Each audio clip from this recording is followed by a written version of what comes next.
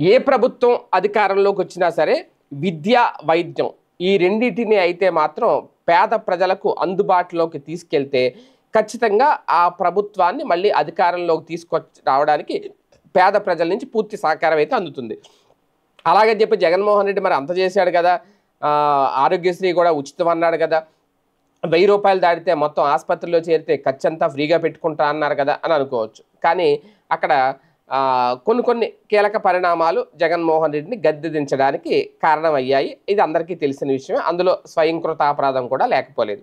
అయితే ఇప్పుడు మళ్ళీ ప్రధానంగా వైద్య సేవలకు సంబంధించి అప్పట్లో వైఎస్ఆర్ ఆరోగ్యశ్రీ అనొచ్చు, ఇప్పుడు ఎన్టీఆర్ వైద్య సేవలు అనొచ్చు, ఏదైనా ఒకటే. కాకపోతే నెట్వర్క్ ఆసుపత్రులు ఇప్పుడు ఈ వైద్య సేవలను అయితే ఆపేయబోతున్నాయి. ఎందుకంటే బిల్లులు పెండింగ్లో ఉండిపోయిన నేపథ్యంలో వైద్య సేవలు ఈ నెల 7వ తేదీ నుంచి నిలిపివేస్తున్నావు అంటూ ఒక కీలక నిర్ణయం అయితే తీసుకున్నాయి.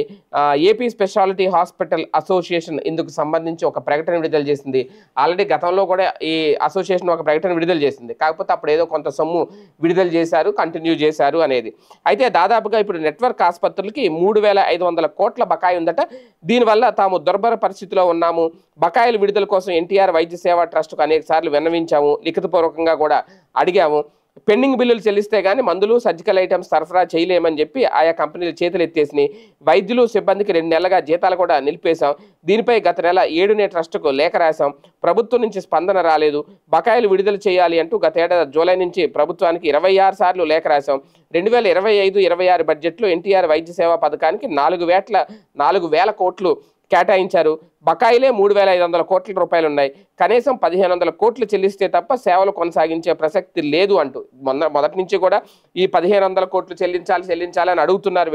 వీళ్ళు కూడా ఇచ్చేస్తారు అని అనుకున్నారు, కానీ ఇవ్వలేదు. మొత్తానికి ఇప్పుడు 7వ తేదీ నుంచి అయితే మొత్తం వైద్య సేవలు ఆపేయబోతున్నాము అంటూ అయితే ప్రకటించేస్తుంది.